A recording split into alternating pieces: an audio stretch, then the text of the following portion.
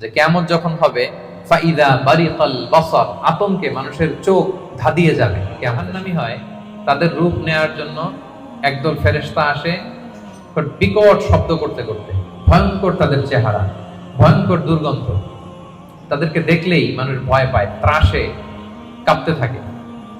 তারা এসে ধমক দিয়ে আত্মাটাকে বলতে থাকে যে হে পাপাত্মা, আল্লাহর ক্রোধ, রাগ আর জাহান্নামের দিকে বের হয়ে আয়। তখন এই আত্মাটা বেরোতে চায় না, কাফেরদের আত্মা ছোটাছুটি করে অস্থির হয়ে এদিক সেদিক, জোর করে আত্মাটাকে তারা নিয়ে যায়। নিয়ে শয়তানের রাজিম, বিতাড়িত শয়তান থেকে আল্লাহর কাছে পানাহ চাই। বিসমিল্লাহির রহমানির রহিম, পরম করুণাময় অসীম দয়ালু আল্লাহর নামে শুরু করছি। আল্লাহ বলছেন লা উকসিমু বিয়াউমিল কিয়ামাহ। লা শব্দের অর্থ না। লা শব্দের অর্থ, সবাই বলুন লা শব্দের অর্থ না। আল্লাহ প্রথমে বললেন না, নো, অর্থাৎ তোমরা যা ভাবো এমনটা না। তোমরা যে মনে করো যে আমি উঠাতে পারবো না, মৃত্যুর পরে আমি তোমাদেরকে পুনরুত্থান করতে পারবো না, এমনটা না। লা, আল্লাহ বললেন লা উকসিমু বিয়াউমিল কিয়ামা। লা, তোমরা যে মনে করো আমি আল্লাহর জন্য কঠিন হবে তোমাদেরকে জাগ্রত করা, এটা ঠিক নয়। বরং উকসিমু বিয়াউমিল কিয়ামা, আমি কিয়ামত দিনের শপথ করছি। কিয়ামতের শপথ করতেছে কে? আচ্ছা, এরপর আল্লাহ তাআলা আবার বললেন ওয়ালা উকসিমু বিন-নাফসিল লাওয়ামা। আবার লা, লা মানে না। লা মানে কি? একটা দুটো শব্দ শিখে যান না আজকে। লা মানে কি? কোরআনে অনেক পাবেন এরকম লা। এই লা শব্দের অর্থ হচ্ছে আল্লাহ বলেন না, তোমরা যে ভ্রান্ত বিশ্বাসে আছো এটা ঠিক না। লা, বরং উকসিমু বিন-নাফসিল লাওয়ামা, মানুষের যে নাফস মানুষকে তিরস্কার করে, আমি সেই নাফসের শপথ করছি। তাহলে দুইটা জিনিসের শপথ করলেন। এক হচ্ছে কিয়ামত দিবসের শপথ। কিসের শপথ? দুই হচ্ছে নাফসে লাওয়ামার শপথ, মানে যে নাফস মানুষ খারাপ কাজ করলে তিরস্কার করে। এই দুইটা শপথ করে এরপর একটা কথা বললেন, গুরুত্বপূর্ণ কথা। আচ্ছা, ওই কথায় যাওয়ার আগে নাফসে লাওয়ামাটা কি এটা আমি আগে বলি। আমাদের যে নাফস, মানে আমাদের ভেতরে যে নাফস দিয়েছেন আল্লাহ তাআলা, এটা তিনটা ক্যাটাগরি হতে পারে। একটা হচ্ছে নাফস আম্মারা, একটা হচ্ছে নাফস লাওয়ামা, যে লাওয়ামার কথা এই আয়াতে বললাম, আরেকটা হচ্ছে নাফস মুতমাইন্না। তিনটার কথাই কোরআনে আছে। একটা হচ্ছে নাফস আম্মারা, ইন্নান নাফসা লাআম্মারাতুম বিসু ইল্লা মা রাহিমা রাব্বি। এই নাফসের ইন্সপিরেশন হচ্ছে শুধু খারাপ দিকে, মানুষের খারাপ কাজের ইন্সপিরেশন করে, খারাপ দিকে হাতছানি দেয়। আরেকটা হচ্ছে এইটা নাফস লাওয়ামা, এ ভালো কথাও বলে আবার খারাপের কথাও বলে, আবার খারাপ কাজ করলে তাকে তিরস্কারও করে, এটা থাকে মিডলে। আরেকটা হচ্ছে নাফসে মুতমাইন্না, প্রশান্ত আত্মা, যারা জান্নাতি, তারা যখন ইন্তেকাল করবে তখন ফেরেশতারা এসে বলবে ইয়া আইয়াতুহান নাফসুল মুতমাইন্না ইরজিই ইলা রাব্বিকি রাদিয়াতান মারদিয়া ফাদখুলি ফি ইবাদি ওয়াদখুলি জান্নাতি। মানে হে প্রশান্ত আত্মা, বের হয়ে আসো, বের হয়ে আসো আল্লাহর সন্তুষ্টির দিকে। তুমিও আল্লাহর প্রতি সন্তুষ্ট, তোমার রবও তোমার প্রতি সন্তুষ্ট। আল্লাহর জান্নাতে প্রবেশ করো, আমার বান্দাদের মধ্যে প্রবেশ করো, আমার জান্নাতে প্রবেশ করো। আল্লাহ তাআলা ফেরেশতাদের মাধ্যমে এই ঘোষণাটা দিলেন। মানুষের মৃত্যুর সময় দুইটা অবস্থা হয়, আর যারা বিশ্বাসী, যারা আল্লাহওয়ালা, যারা ঈমানদার, তাদের জন্য কাফনুন মিন আকফানিল জান্নাত, জান্নাত থেকে সাদা ধবধবে শুভ্র কাপড়ের একটা কাফন নিয়ে আসে ফেরেশতারা। হানুত মিন হানুতিল জান্নাত, জান্নাতের পেয়ালা যেখানে সুগন্ধি থাকে, এগুলো নিয়ে আসে। এসে খুবই আন্তরিকভাবে আত্মাটাকে আহ্বান করে যে হে পবিত্র আত্মা, আল্লাহর সন্তুষ্টির দিকে তুমি বের হয়ে আসো। বলতে দেরি ওই আত্মা স্মুথলি বের হয়ে যায়। প্রিয় বন্ধুরা, এই দিনটার মুখোমুখি কিন্তু আমরা হতে যাচ্ছি। কি বলেন? একদিন আমাদের দেহ থেকেও তো আমাদের এই আত্মা বের হবে। আমরা যেন ওই শ্রেণীর অন্তর্ভুক্ত হতে পারি যাদের জন্য জান্নাত থেকে শুভ্র কাপড় আনা হবে। আল্লাহুম্মা আমিন। স্মুথলি বের হয়ে আসে। তাহলে তিনটা নাফস, নাফস আম্মারা খারাপ দিকে টেম্পটেশন করে, নাফস লাওয়ামা ভালো খারাপ দুইটাই করে, তবে খারাপ করলে তাকে নিন্দা করে, আর হচ্ছে নাফস মুতমাইন্না, প্রশান্ত ঈমানদার যে নাফস, শুধু ভালো কাজে মানুষকে আহ্বান করে। আমরা ওই নাফস পেতে চাই। কি বলেন? আপনি নেক কাজ, ভালো কাজ, কল্যাণমূলক কাজ যত বেশি করবেন, ধাপে ধাপে আপনার নাফসটা নাফস আম্মারা থেকে, লাওয়ামা থেকে নাফসে মুতমাইন্না হবে। কি হবে? নাফসে মুতমাইন্না। তাহলে দুইটা কসম করে আল্লাহ বললেন আয়াহসাবুল ইনসানু আল্লান নাজমা ইদামা, মানুষ কি মনে করেছে তাদের দেহের হাড় গোড়গুলোকে আমি অ্যাসেম্বল করতে পারবো না? এটা ভাবতেছে তারা, যে তারা মরে গেলে তার দেহ পচে যায়, তার তার শুধু কঙ্কাল সারটা থাকে, শুধু দেহের হাড় গোড় থাকে, এটাকে আমি জোড়া লাগাতে পারবো না, এটা ভাবতেছে? এটা মানুষের ধারণা? আল্লাহ বলেন বালা, অবশ্যই পারবো। কাদিরিনা আলা আন নুসাউইয়া বানানা, তার দেহের হাড়, অস্থি, মজ্জা এগুলো সব তো আমি রিঅ্যাসেম্বল করব। এমনকি তার টিপস অফ হিজ ফিঙ্গার, তার আঙ্গুলের যে অগ্রভাগ, ফিঙ্গারপ্রিন্ট, এটাকেও আমি সুবিন্যস্ত করব। এটাকেও আল্লাহ তাআলা সেদিন কি করবেন? সুবিন্যস্ত করবেন। আমি আলোচনার শুরুতেই বলেছি যে আমাদের কারো ফিঙ্গারপ্রিন্টের সাথে অন্য কারো ফিঙ্গারপ্রিন্ট মিলে না। আল্লাহ তাআলা প্রত্যেকের এই ইউনিক ফিঙ্গারপ্রিন্ট গুলো সহ তাদেরকে কিয়ামতের দিন উঠাবেন। বাঁচার কোনো উপায় নেই, আল্লাহ তাআলা উঠাবেনই। এক লোক, বনি ইসরাইলের সময় এক লোক তার ছেলে মেয়েদেরকে, হাদিসে এসেছে, বলেছিল যে আমি এত পাপ করেছি, আমি মারা যাওয়ার পরে আমার বডিটা আগুন দিয়ে তোমরা জ্বালায় ভস্ম করে দিবা। এরপর যে ছাই হবে, এই ছাই, কিছু ছাই সাগরে নিক্ষিপ্ত করবা, আর কিছু ছাই তোমরা বাতাসের মধ্যে ছিটাই দিবা, যাতে আল্লাহ আমারে আর জোড়া লাগাতে না পারে। বুদ্ধি দেখছেন? তার ধারণা যে আমি এত পাপ করেছি, এমন শাস্তি আল্লাহ তাআলা শাস্তির মুখোমুখি আমাকে করবেন। কৌশল হিসেবে সে বলল, মৃত্যুর পরে আমাকে জ্বালিয়ে দিবা, আমার লাশের যে ছাই এটা কিছু সাগরে কিছু বাতাসে দিয়ে দিবা। ছেলেরাও তাই করছে, মারা যাওয়ার পরে বাবার লাশ পোড়ায় ছাই কিছু সাগরে ছিটাই দিয়ে আসছে, কিছু বাতাসে ভাসায় দিয়ে আসছে। এখন এই লোকটা তার আল্লাহ জীবিত করতে পারবে না, কি বলেন? কি এবার একটু সন্দেহ তৈরি হয়েছে নাকি? পারবে? বালা কাদিরিনা আলা আন নুসাউইয়া বানান, যে আল্লাহ ফিঙ্গারপ্রিন্ট সহ নিয়ে আসবেন, তিনি পারবেন না? পারবেন। এবং কিয়ামতের দিন তার সাথে কি ঘটবে সেটাও সহিহ মুসলিমে আসছে। আল্লাহ তাআলা তাকে আবার জীবন দেবেন। এবার তো বেচারা ধরা খেয়ে গেছে, তাকে তো আল্লাহ ঠিকই আবার জীবন দিলেন। এবার আল্লাহ বলবেন, আচ্ছা তুমি এই কাজটা কেন করছিলা? মা হামালাকা আলা হাদা, এরকম ইউনিক ফন্দি বুদ্ধি আটছো কেন? লাশ পোড়ায় তোমার লাশ কিছু সাগরে দিবে ছাই, কিছু দিবে বাতাসে ভাসায় কেন?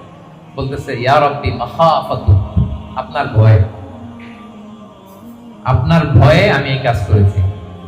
তো তার ওই করুণ রেসপন্সটা আমার কাছে এত ভালো লাগলো যে আল্লাহ আপনার ভয়ে, যে আপনি যে আমাকে শাস্তির মুখোমুখি করবেন, আপনার ভয়ে আমি এই বুদ্ধি করেছি।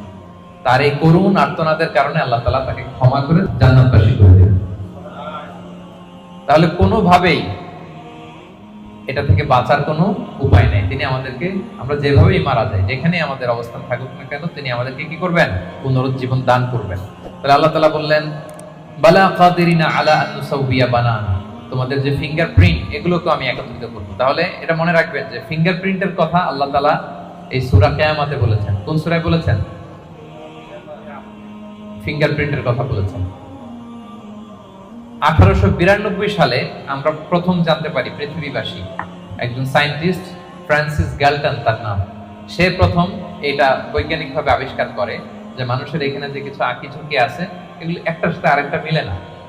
ফলে যেটা বললাম, বায়োমেট্রিক অথেন্টিকেশনের জন্য, ফরেনসিক রিপোর্টের জন্য বা ক্রিমিনাল ইনভেস্টিগেশনের জন্য তারা বৈজ্ঞানিকভাবে 1892 সালে এটা পৃথিবীতে এটা নিয়ে কাজ করা শুরু করছে। আর 1500 বছর আগে আল্লাহর কোরআনের ভেতরে এই ফিঙ্গারপ্রিন্ট, আঙ্গুলের ছাপের ব্যাপারে আমাদেরকে জানিয়ে দিয়েছেন কে? 1500 বছর আগে তিনি জানিয়ে দিয়েছেন যে বালা কাদিরিনা আলা আন নুসাউইয়া বানান, তোমাদের আঙ্গুলের ফিঙ্গারপ্রিন্ট গুলোকে আমি আল্লাহ একত্রিত করব। আল্লাহু আকবার। এরপর আল্লাহ তাআলা বললেন বাল ইউরিদুল ইনসানু লিয়াফজুরা আমামা, এগুলো যেন মানুষ পাপ করে, ভবিষ্যতে সে পাপ করতে চায়, তার মধ্যে অন্যায় প্রবণতা আছে। এবং আল্লাহ রাসূল সাল্লাল্লাহু আলাইহি সাল্লামকে ঠাট্টা করে তারা জিজ্ঞেস করতো ইয়াসআলু আইয়ানা ইয়াউমুল কিয়ামা, হে মুহাম্মদ তুমি যে বারবার বলো কিয়ামত, কিয়ামত কবে হবে? এটা কবে? ইয়াসআলু আইয়ানা ইয়াউমুল কিয়ামা, কবে হবে? কিয়ামতের ডেট জানার যে খুব আগ্রহ, এই জন্য না, ঠাট্টা করে বলে। কি করে? তুমি যে বলতেছো কিয়ামত হবে, কবে হবে?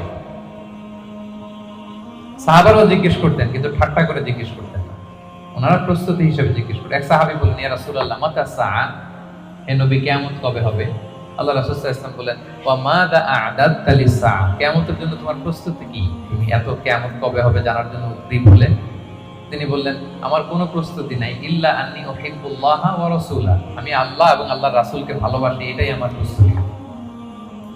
তখন রাসূল সাল্লাল্লাহু আলাইহি ওয়াসাল্লাম বললেন, তুমি যে আল্লাহ আল্লাহর রাসূলকে ভালোবাসো, এই ভালোবাসাই তোমাকে জান্নাতে প্রবেশ করাবে। আবার রাসূল সাল্লাল্লাহু আলাইহি ওয়াসাল্লাম বললেন, তুমি যাদেরকে ভালোবাসো তাদের সাথেই আল্লাহ জান্নাতে থাকবে। আনতা মা'a মান আহবাবতা, তুমি যাদেরকে ভালোবাসো তাদের সাথেই থাকবে, মানে নবীকে ভালোবাসো তো নবীর সাথেই আল্লাহর জান্নাতে তুমি বসবাস করবে। তো তারা টিটকারি করে বলতো, ইয়াসআলু আইয়ানা ইয়াউমুল কিয়ামা, কবে হবে কিয়ামত? এবার রাসূল সাল্লাল্লাহু আলাইহি ওয়াসাল্লাম কিয়ামতের বর্ণনা দিচ্ছেন যে কিয়ামত যখন হবে, ফাইদা বারিকাল বাসার, আতঙ্কে মানুষের চোখ ধাঁধিয়ে যাবে কিয়ামতের সময়। কিয়ামতের একটা ফিচার শোনেন, কিয়ামত এমন সময় হুট করে হবে, কেউ থাকবে বাজারে, কেউ মাঠে, কেউ ঘাটে, কেউ অফিসে, কেউ রান্নাঘরে, কেউ ওয়াশরুমে, কেউ স্কুলে, কেউ কলেজে, কেউ বিজনেস মিটিং এ। যখন কিয়ামতের বিভীষিকা শুরু হবে, ফাইদা বারিকাল বাসার, মানুষের চোখ ছানা বড়া হয়ে যাবে, চোখ ধাঁধিয়ে যাবে কিয়ামতের আতঙ্কে। ওয়া খাসাফাল কমার, চাঁদ এটা আলোহীন হয়ে যাবে, নিষ্ক্রিয় হয়ে যাবে। ওয়া জুমিআ আশ-শামসু ওয়াল কমার, চাঁদ সূর্য একটার সাথে একটা ধাক্কা লেগে মেসাকার হয়ে যাবে। কিয়ামতের বর্ণনা, ইয়াকুলুল ইনসানু আইনাল মাফার, সেদিন মানুষ বলবে পালাবার জায়গা কোথায়, পালাবো কোথায়? আইনাল মাফার, সেদিন পালানোর কোনো জায়গা আছে বলেন তো? আল্লাহ বলছেন, ইয়াউমা তারাউনাহা তাযহালু কুল্লু মুরদিআতিন আম্মা আরদাআত ওয়া তাদউ কুল্লু যাতি হামলিন হামলাহা। কিয়ামতের অবস্থা এমন হবে যে কিয়ামতের বিভীষিকা যখন শুরু হবে, দুগ্ধপোষ্য বাচ্চাকে রেখে, বাচ্চাকে ফেলে দিয়ে মা দৌড়ে পালাবে। ব্রেস্ট ফিডিং মাদার যারা আছে, মানে যেই মা বাচ্চাকে দুধ খাওয়ায়, দেখবেন যে ওই বাচ্চাকে চোখের আড়াল করতে চায় না, কাছে কাছে রাখে না। কিন্তু কিয়ামতের বিভীষিকা এত ভয়ঙ্কর হবে, ওই মা দুধের বাচ্চাটাকে রেখে পালাবে। ওয়া তাদউ কুল্লু যাতি হামলিন হামলাহা, যত প্রেগন্যান্ট নারী আছে, 2 মাসের কনসিভ, 5 মাসের, 6 মাসের, 7 মাসের, half form baby, full form baby, মুহূর্তেই সব ডেলিভারি হয়ে যাবে ভয়ের চোটে। ওয়া তারান নাসা সুকারা ওয়া মা হুম বিসুকারা ওয়ালাকিন্না আযাবাল্লাহি শাদীদ, মানুষগুলো পাগলের মতো দৌড়াবে, পাহাড়গুলো তুলার মতো বিক্ষিপ্ত পতঙ্গের মতো নিক্ষিপ্ত হতে থাকবে, ছুটতে থাকবে। মানুষরা বলবে আইনাল মাফার, কই পালাবো? আল্লাহ বলেন, খাল্লা লা ওয়াসার, সেদিন কোনো ঠাঁই নাই কারো, কোথাও পালানোর জায়গা নাই। ইলা রাব্বিকা ইয়াউমা ইযিনিল মুস্তাকার, সেদিন ঠাঁই দিতে পারবে শুধু একজন, তিনি কে? কিয়ামতের দিন আল্লাহর সুশীতল আরশের নিচে 7 শ্রেণীর ব্যক্তিকে আল্লাহ তাআলা ছায়া দিবেন। যেদিন আল্লাহর সুশীতল আরশের ঠান্ডা ছায়া ছাড়া ওই দিন আর কোনো ছায়া থাকবে। আমরা যেন ওই 7 শ্রেণীর অন্তর্ভুক্ত হতে পারি। আল্লাহ আমাদের তৌফিক দান করুন, আমরা পড়ি আমিন। আমার একটা লেকচার আছে, আল্লাহর সুশীতল আরশের নিচে ছায়া পাবে যে 7 শ্রেণীর ব্যক্তি, আপনারা শুনে নেবেন। তো আল্লাহ তাআলা বলছেন, সেদিন আল্লাহর আশ্রয় ছাড়া কোনো আশ্রয় নেই। ইউনাব্বাউল ইনসানু ইয়াউমাইযিন বিমা কদ্দামা ওয়া আখার, সেদিন মানুষকে তার আমলনামা দেয়া হবে। আমলনামা মানুষ সব দেখবে, যা করে এসেছিল তাও দেখবে, এবং দুনিয়াতে যা রেখে এসেছে তাও দেখবে। আমাদের ভালো কাজের ধারা দুইটা, একটা হচ্ছে এই যে এখন একটা ভালো কাজ করতেছি, সওয়াব চলে যাচ্ছে, তাই না? দান করলাম, আমলনামায় যুক্ত হচ্ছে, সালাত করলাম, আমলনামায় যুক্ত হচ্ছে। তো মারা যাওয়ার পরে ওগুলো তো আমি আগেই পাঠাই দিলাম। আরেকটা হচ্ছে মারা যাওয়ার পরেও কিছু আমলনামা জারি থাকে। আপনি কিছু সাদাকায়ে জারিয়া করেছেন, চলমান সাদাকা, বা ভালো কাজের আদেশ দিয়েছেন, কোন একটা ভালো কাজ করার ব্যাপারে মানুষকে উদ্বুদ্ধ করেছেন। আপনি দুনিয়াতে নাই, কিন্তু আপনার কথা শুনে ইন্সপায়ার্ড হয়ে যারা ভালো কাজ করেছে তার একটা পার্সেন্টেজ সওয়াব কিয়ামত পর্যন্ত, এটা যদি দুনিয়াতে জারি থাকে, আপনার এই আমলনামাও জারি থাকে। আল্লাহ আপনার আমলনামায় কি করবেন? ওটা ঢুকাতে থাকবেন, সাদাকায়ে জারিয়া।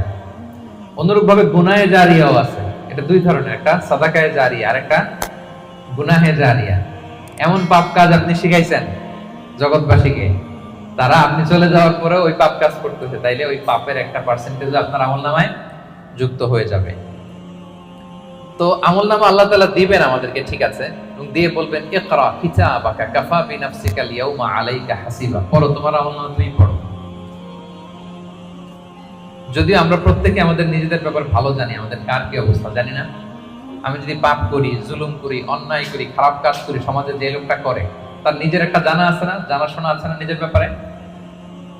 তার যে কি হইতে যাচ্ছে কিয়ামতের দিন তার তো একটা হিসাব আছে, কি বলেন?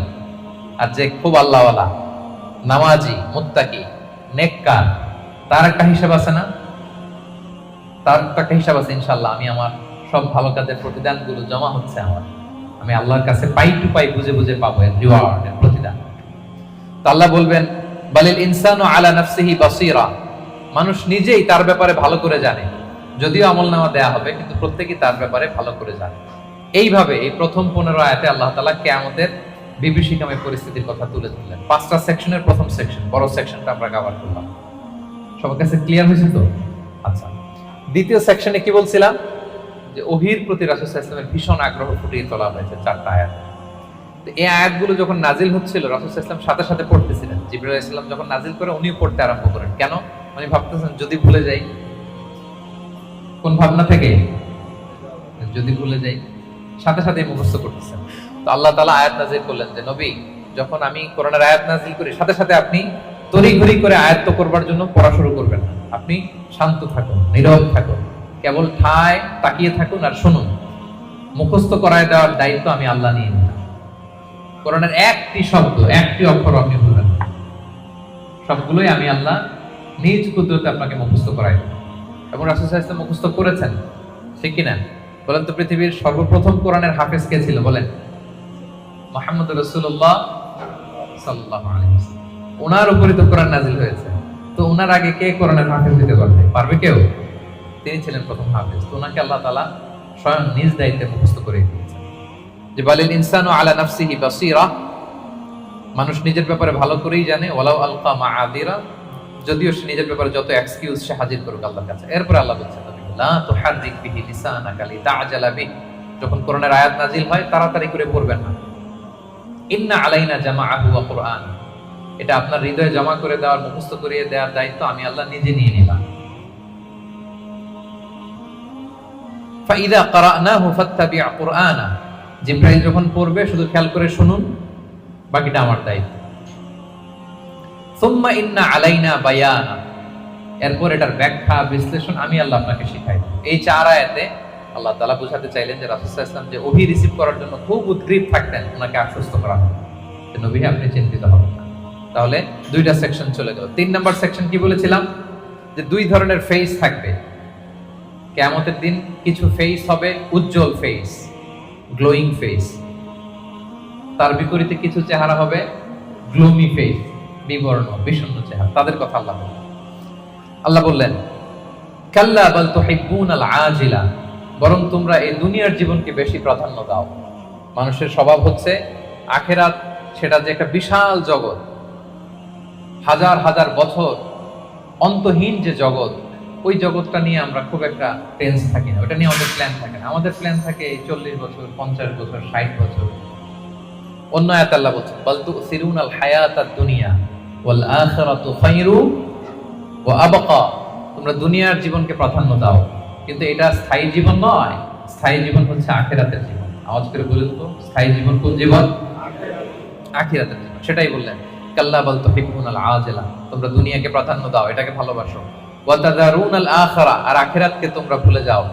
সেদিন মানুষের অবস্থা কি হবে শোনো। উজুহু ইয়াউমা ইদিন নাদিরা, সেদিন কিছু মানুষের চেহারা হবে গ্লোয়িং, সজীব, শ্যামল, উজ্জ্বল, উদ্দীপ্ত চেহারা, গ্লোয়িং ফেস। ইলা রাব্বিহা নাযরা, তারা সেই চেহারা নিয়ে তাদের রবের দিকে তাকায় থাকবে। আল্লাহু আকবার। তাহলে বোঝা গেল জান্নাতীরা কিয়ামতের দিন আল্লাহ তাআলাকে দেখার সৌভাগ্য পাবেন। বলেন আমরা আল্লাহকে সচক্ষে দেখতে চাই কি চাই না? চাই। আমরা আল্লাহকে দেখছি কখনো? না দেখে তার ইবাদত করি, তাকে বিশ্বাস করি, তার সামনে সেজদায় লুটিয়ে পড়ি, কিন্তু তাকে দেখি নাই। তো জান্নাতীদের সবচেয়ে বড় নেয়ামত হবে এইটা। আল্লাহ জান্নাতীদেরকে বলবেন, এই জান্নাতীরা কোরআনে যা যা নেয়ামতের কথা বলছে সব পাইছো? সবাই বলবে আল্লাহ পেয়েছি, আরো ঢের বেশি পেয়েছি। সবাই খুব খুশি যে আল্লাহ যা যা বলছেন আমরা হিসাব মিলাই দেখছি যে সব আপনি দিয়েছেন, এর চেয়ে বেশি দিয়েছেন। একজন হাত তুলে বলবে আল্লাহ পাই নাই, একটা জিনিস পাই নাই। আল্লাহ বলবে ঘটনা কি? সবাই, কারো কোনো কমপ্লেন নেই। তোমার আবার কি কমপ্লেন? তুমি পাও নাই বলতে কি পাও নাই? বলতেছে আল্লাহ আসলটাই তো পাই নাই। আসলটা মানে বলে যে আপনারাই তো পাই নাই, আপনার হেজাব থেকে আমরা কথা শুনতেছি, মানে পর্দার অন্তরালে, কিন্তু আপনাকে তো দেখি নাই। আপনার যে নূর, আপনার নূরের যে সৌন্দর্য, আপনার নিজের সত্তাকে যে আপনি গোপন করে রেখেছিলেন, ওই সত্তাকে তো আমরা এখনো উইটনেস করতে পারিনি, এটা তো বাকি। আল্লাহ বলবেন হ্যাঁ এইটা বাকি, এটা আমি খুব জাঁকজমক ভাবে তোমাদেরকে দেখাবো। বিশাল জান্নাতের কনফারেন্স হলে সামনে নবীরা বসবেন, সিদ্দিক, সোহাদা, সালেহ সবাইরা বসবেন, আমরা ইমানদাররাও বসার সুযোগ পাবো সেদিন। এরপর আল্লাহ তাআলার যে পর্দা, নূরের পর্দা, এই পর্দাকে আল্লাহ উন্মোচিত করবেন জান্নাতবাসীদের জন্য। আল্লাহু আকবার। কিসের পর্দা? নূর মানে কি? আচ্ছা, আমরা ঘরে পর্দা লাগাই কেন? কি বন্ধ করার জন্য? আমরা ঘরে যে কার্টেন লাগাই পর্দা কি ঢাকার জন্য? আলো ঢাকার জন্য। কিন্তু আল্লাহর পর্দাটাই আলোর পর্দা, নূরের পর্দা। এরপর আল্লাহ তাআলা নিজেকে সেদিন প্রকাশিত করবেন। আল্লাহর নূরের এক ঝলক তিনি প্রকাশিত করবেন। জান্নাতীরা পাগলের মতো ওই নূরের ঝলকের দিকে বিমোহিত হয়ে তাকিয়ে থাকে। এক সেকেন্ডের হাজার কোটি ভাগের অল্প সময়ের, সামান্য সময়ের জন্য এক ঝলক আল্লাহ নিজেকে প্রকাশিত করবেন, ওনার নূর দেখাবেন। জান্নাতীরা ওই নূর দেখে অপলক নেত্রে বিমোহিত হয়ে তাকিয়ে থাকে পাগলের মতো। কি দেখলাম, এত সুন্দর, এত বড় নেয়ামত, কিন্তু সামনে কিন্তু আর নাই, ওই নূরের ঝলকানি কিন্তু আর নাই। এক ঝলক ওটা দেখে এভাবে সব কোটি কোটি বছর কেটে যাবে। আল্লাহু আকবার। উজুহু ইয়াউমাইদিন নাযিরা ইলা রাব্বিহা নাযিরা। কিছু উজ্জ্বল চেহারা সেদিন তাদের রবের দিকে তাকিয়ে থাকবে। আল্লাহ রাসূল সাল্লাল্লাহু আলাইহি ওয়াসাল্লাম বলেছেন যে ইন্নাকুম সাতারাউনা রাব্বাকুম আয়ানা, তোমরা কিন্তু কিয়ামতের দিন চাক্ষুষ আল্লাহকে দেখবে, সব জান্নাতীরা। এই কথা যখন রাসূল সাল্লাল্লাহু আলাইহি ওয়াসাল্লাম বললেন, সাহাবারা বললেন যে রাসূলুল্লাহ, আল্লাহকে সবাই একসাথে কিভাবে দেখবে? দেখতে কি ধাক্কাধাক্কি হবে না? তো রাসূল সাল্লাল্লাহু আলাইহি ওয়াসাল্লাম বললেন যে আকাশের চাঁদ উঠলে তোমরা কি ধাক্কাধাক্কি করে দেখো? বলেন যে আকাশে যখন চাঁদ উঠছে আমরা কি আরেকজনকে সরাই বলি ভাই একটু সরেন আমি দেখি? সরেন। যে যেখানে আছে সেখান থেকে কি করে? চাঁদকে উইটনেস করতে পারে, দেখতে পারে। তাহলে সচক্ষে আমরা সেদিন আল্লাহ তাআলাকে দেখতে পাবো। আওয়াজ করে পড়েন ইনশাআল্লাহ। তাহলে উজুহু ইয়াউমাইদিন নাযিরা ইলা রাব্বিহা নাযিরা। সজীব চেহারাগুলো আল্লাহর দিকে তাকিয়ে থাকে। এটা হচ্ছে এক শ্রেণী। আরেক শ্রেণী হবে কি? ওয়া উজুহু ইয়াউমাইদিন বাসিরা। আরেক দলের চেহারা হবে কালো। ওই যে আমলনামায় তার সব খারাপ কাজের লিস্ট। তাদের চেহারা কি উজ্জ্বল হবে? কেমন হবে? বিষণ্ণ, বিবর্ণ, ডার্ক ফেসেস, গ্লুমি ফেসেস। তাযুন্নু আন ইউফআলা বিহা ফাকিরা। সে বুঝতে পারবে যে কঠিন বিপদ নেমে আসতেছে। আচ্ছা গেল উজ্জ্বল চেহারা, আলোকিত চেহারা। এরপরে মৃত্যুকালীন অবস্থার বর্ণনা। কাল্লা, তোমরা যে ভাবতেছো তোমরা পুনরুত্থিত হবে না, শুরুতে তো দুইবার লা লা বলছো যে না না যা বলতেছো এটা ভুল, আবার এখানে কাল্লা না তোমরা যা বলতেছো এটা কিন্তু ঠিক না, বারবার রিমাইন্ডার, পুনরুত্থান হবেই হবে, এটা কেউ ঠেকাইতে পারবে না। ইদা বালাগাতিত তারাকিয়া, মানুষের রূহ যখন কণ্ঠনালী পর্যন্ত পৌঁছে যায়, ওয়াকিলা মান রাগ, তখন মৃত্যুর একটা সিনারিও আল্লাহ তুলে ধরেছেন। তখন মানুষ সব শেষ চেষ্টাটা করে। মৃত্যু সজ্জায় যখন চলে যায় আমরা কি করি? লাস্ট চেষ্টাটা করি তাকে বাঁচানো যায় কিনা, কোনো রাকি আছে কিনা তাকে রুকিয়া করবে, কোনো ডাক্তার আছে কিনা তাকে শেষ চেষ্টাটা করবে। ওয়া যান্না আন্নাহুল ফিরাক, কিন্তু মৃত্যুগামী যে যাত্রী সে বুঝে যায় যে এটাই আমার লাস্ট ডেট দুনিয়ার।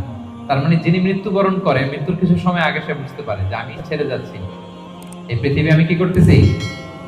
ছেড়ে যাচ্ছি। আচ্ছা, ওয়ালতাফাতিস সাকু বিসাক, এই দুনিয়ার কষ্ট বা ভয়াবহতার সাথে যুক্ত হয় আখিরাতের ভয়াবহতা। মানে আজকে দুনিয়ার শেষ দিন, এরপরে আমার শুরু হয়ে যাবে কি? আখিরাতের প্রথম দিন। ইলা রাব্বিকা ইয়াউমাইযিনিল মাসার, এবং মানুষকে তার রবের দিকে সেদিন নেওয়া হবে। আচ্ছা, মৃত্যুকালীন সংক্ষিপ্ত বর্ণনা শেষ। এরপর আল্লাহ শুরু করলেন সর্বশেষ যে সেকশনটা, সেটা যে পুনরুত্থান যে হবেই, এটা আবার তিনি শক্তভাবে মজবুতভাবে তুলে ধরলেন না এই সূরার একেবারে শেষ কয়েকটা আয়াত। আল্লাহ বললেন ফালা সাদ্দাকা ওয়ালা সাল্লা, যারা কাফির মুশরিক, যারা আল্লাহকে মানে না, তাদের বৈশিষ্ট্য কি? ফালা সাদ্দাকা, তারা কিয়ামতকে সত্য বলে মানেও না, ওয়ালা সাল্লা, তারা সালাতও আদায় করে না, ওয়ালাকিন কাযযাবা ওয়া তাওয়াল্লা, তারা এটাকে মিথ্যা বলে, তারা মুখ ফিরিয়ে নেয়। একদল দেখবেন যে আপনি ভালো বললে মুখটা ফিরায় না, যত উদাহরণ দিয়ে আপনি বুঝান সে ওটা মানবে, সে ওইখান থেকে ইগনোর করে চলে যাবে। সুম্মা যাহাবা ইলা আহলিহি ইয়াতামাত্তা, সে গর্বভরে তার ফ্যামিলির কাছে যায়। মুফাসসিরিন ইকরাম বলেছেন, ইকরামা বলেছেন যে এর দ্বারা উদ্দেশ্য হচ্ছে আবু জাহাল। আবু জাহালকে যখন আল্লাহ রাসূল সাল্লাল্লাহু আলাইহি ওয়াসাল্লাম দাওয়াত দিচ্ছিল, যতভাবে যুক্তি নির্ভর কথা রাসূল সাল্লাল্লাহু আলাইহি ওয়াসাল্লাম বলে, কিন্তু সে শোনে না, সে অহংকার করে চলে যায়।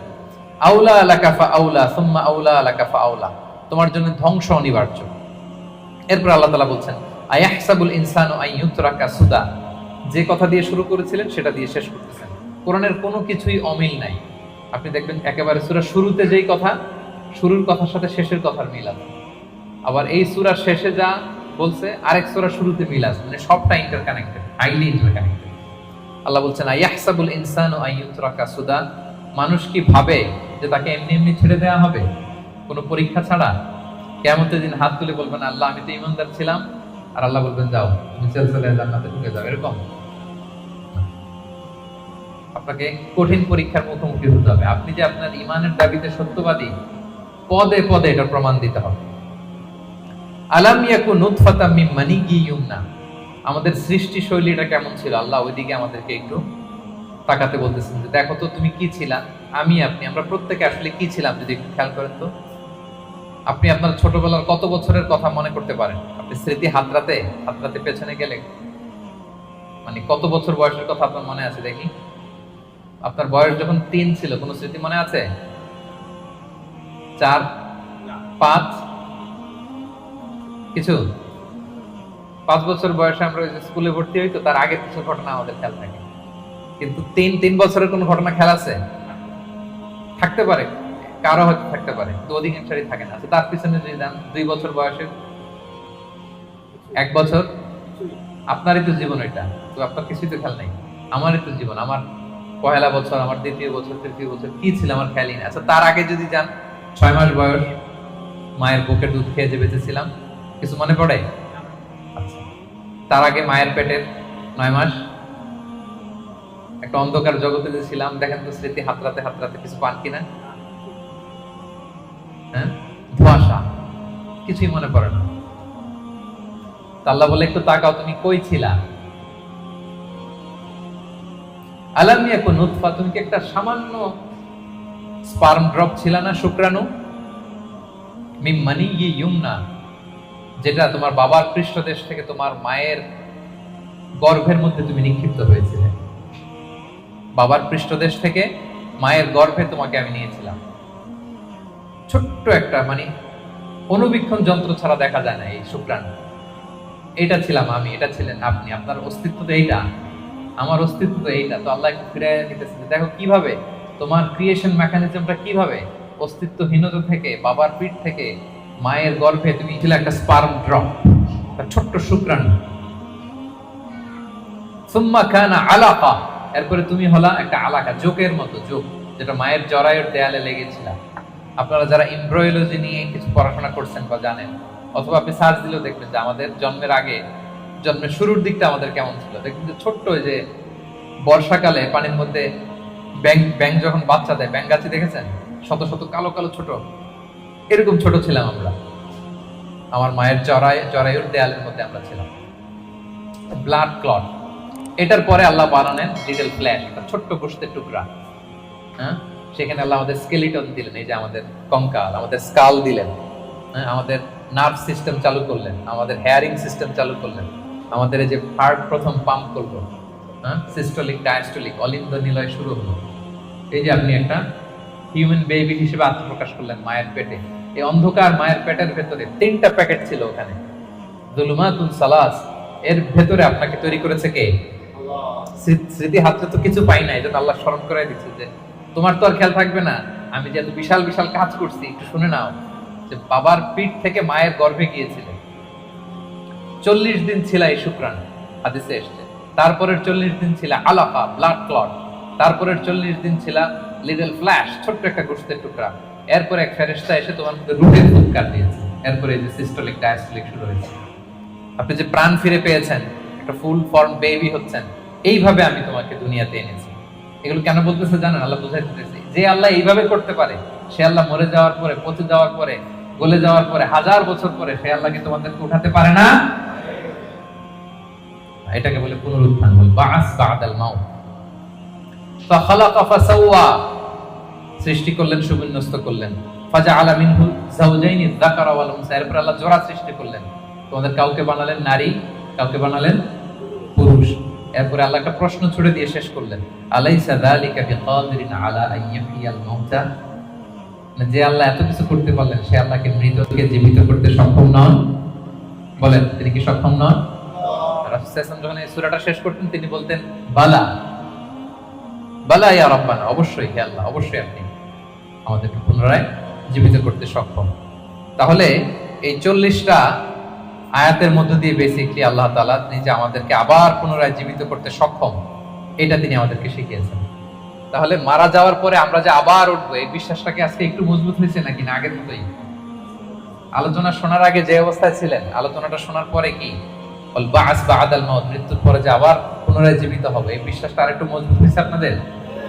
সম্মানিত বন্ধুরা, এই সূরার মূল কথা হচ্ছে পুনরুত্থান, যে আল্লাহ তাআলা আমাদেরকে আবার জীবিত করবেন। আমাদের বিশাল এক জগৎ পড়ে আছে মৃত্যুর পরে, অনন্তকালের জগৎ, লাইফ আফটার ডেথ। আমাদের এই জীবনের ব্যস্ততা, আমাদের ফ্যামিলি, আমাদের সন্তান, আমাদের ব্যবসা, আমাদের ক্যারিয়ার, আমাদের নানা মোহের জালে আমরা এমন ভাবে আটকে আছি, ওই বিশাল জগতের কোনো প্ল্যানিংই নেই। ধরেন যে আপনি 2 মাস পরে দেশে যাবেন, একটা প্ল্যান থাকে না, টিকিট করো, এই করো, শপিং করো, এটা করো, দেশে আসতেছি, এই করতে, কত প্ল্যান। মাত্র 1 মাসের সফর। আর মৃত্যুর পরের সফরটা কতদিনের? বলেন, অনন্তকালের সফর নিয়ে আমাদের কোনো প্ল্যানই নেই। আল্লাহ তাআলা এই জন্য বারবার মাক্কি সূরাগুলোর নানা ভাবে তিনি বোঝাতে চেয়েছেন যে মৃত্যুর পরে তুমি জীবিত হবে এবং তোমার কাছের লোক যারা তাদেরকে আবার পাবা। তোমার বাবা দাদা কাউকে আমি হারাই নাই চিরকালের জন্য, তারা জান্নাতি হলে আমরা এক জান্নাতে একসাথে থাকবো ইনশাআল্লাহ। আওয়াজ করে পড়ুন ইনশাআল্লাহ। তাহলে সংক্ষেপে যদি বলি এই সূরা থেকে কি শিখলাম? 1 নাম্বার হচ্ছে আমাদের আত্মাগুলোর অনেক ইন্সপিরেশন আছে। আম্মারা খারাপ থেকে ইন্সপায়ার করে, লাওয়ামা মিডল, আর একটা হচ্ছে মুতমাইন্না। আমরা কোন নাফস চাই বলেন?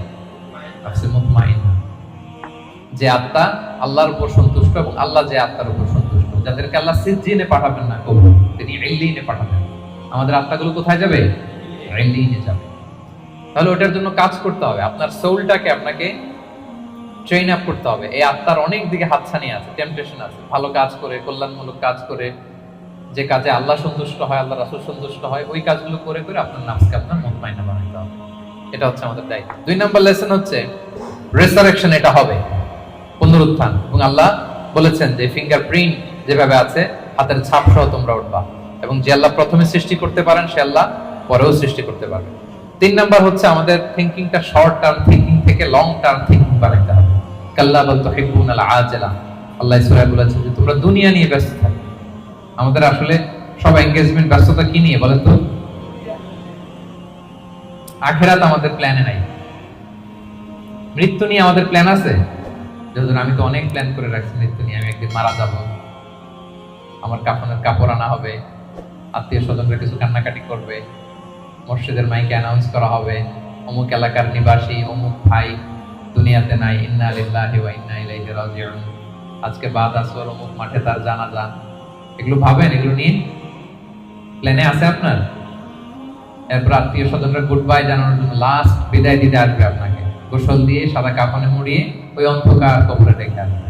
গুটগুটে অন্ধকার, এই অন্ধকার যেন আর শেষ হতে চায়। এরপর কিছুদিন কান্নাকাটি করবে, ঠিকই আবার দুনিয়া আগের মতোই চলবে। আপনার রেখে যাওয়া সম্পদ কে কতদূর পাবে, ভাগ বটোয়ারা নিয়ে মিটিং বসবে। দুনিয়াতে শীত শেষে গ্রীষ্ম আসবে, দিন শেষে রাত আসবে, সব চলবে। থাকবেন না শুধু আপনি, থাকবেন না, আমি থাকবো না, আমি হিন্দু দুনিয়া ঠিক চলবে আগের মতো। এগুলো ভাবেন? এগুলো ভাবার সুযোগ হয় আমাদের? কবরের 3টা প্রশ্নের মুখোমুখি হওয়া, এই রূহটা নিয়ে যে ইল্লিনে রাখা হবে, কিয়ামত, ফুলসিরাত, জান্নাত, আল্লাহর সাথে সাক্ষাৎ, এগুলো ভাবার তো সময়ই নাই আমাদের। এত ব্যস্ত, হ্যাঁ? আপনার তো বেশিরভাগ ব্যবসায়ী, হ্যাঁ, এত বলেন যে হুজুর ইনভেস্টমেন্টের খোঁজ খবর নিতেই তো, এখানে ইনভেস্টমেন্ট, ওইখানে ইনভেস্টমেন্ট, এখানে ব্যবসা, দেশে ব্যবসা, এগুলো সামলাতেই তো কাহিল। আল্লাহ বলেন কাল্লা বাল তুহিব্বুনাল আজিলা, তোমরা দুনিয়া নিয়ে টু মাচ এনগেজড, ওয়া তাযারুনাল আখিরা, অনন্তকালের বিশাল পথ যে পাড়ি দিতে হবে ভুলেই যাবে। বরং আখিরাতকে আমাদের প্রাধান্য দিতে হবে। মুমিন জীবন দুনিয়া কেন্দ্রিক না আখিরাত কেন্দ্রিক? বলেন। করব সব এখানে, কিন্তু প্ল্যান আখিরাত। ওইখানে কি কাজে লাগবে, ওইখানে যেন জিতে যাই, শেষ হাসিটা যেন ওখানে হাসতে পারি। এটা হচ্ছে মুমিনের বৈশিষ্ট্য। 4 নাম্বার হচ্ছে গ্লোয়িং ফেস, গ্লুমি ফেস। বলেন আপনার চেহারা সেদিন কিরকম হোক আপনি চান? গ্লোয়িং ফেস চান? তাহলে 5 ওয়াক্ত সালাত পড়তে হবে, কোরআন পড়তে হবে, যাকাত আদায় করতে হবে। 5 নম্বরে মৃত্যুর যে ওই সময়টা, ওইটা আমাদের জন্য fix. The most certain thing in our life is death, and the most uncertain matter in our life is the time of death. মৃত্যু হবে এটা আমরা জানি, কবে হবে জানি, সেদিনের জন্য যেন প্রস্তুত থাকি। লাইফ ইজ এ টেস্ট, জীবনে পরীক্ষা থাকবে, এমনি এমনি আল্লাহ ছেড়ে দিবে না, আমার ইমানের পরীক্ষা দিয়ে আমাকে উত্তীর্ণ হতে হবে। 7 নম্বরে হিউম্যান শুডন্ট বি অ্যারোগেন্ট, মানুষের অহংকারী হওয়ার সাথে না। কারণ আল্লাহ আমাদের সৃষ্টির দিকে একটু তাকাতে বলছে, তোমার যে এত অহংকার, এত ক্ষমতার দাপট, তুমি পাওয়ারফুল এলাকায়, তোমার দাপটে কেউ কথা বলতে পারে না। তুমি কি ছিলা বলো তো? 3 বছর আগে কি হয়েছিল? তোমার বয়স যখন 3, মনেই করতে পারো না। মায়ের পেটে কি ছিলা, তার আগে কি ছিলা?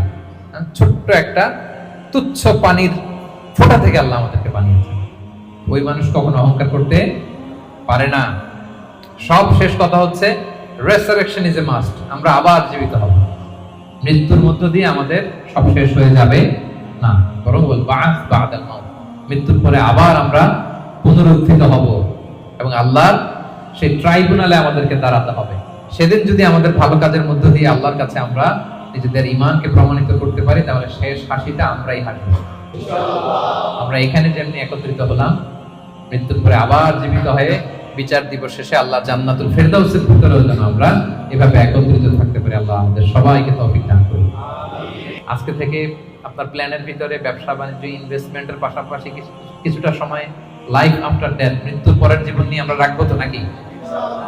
মৃত্যু, কিয়ামত, পুনরুজ্জীবন, আখিরাতের জীবন নিয়ে আমাদের ভাবনা, চিন্তা, প্ল্যান এটা রাখতে হবে। এটাই মুমিন জীবনের বৈশিষ্ট্য। আল্লাহ তাআলা আমাদের সবাইকে কথাগুলো বোঝার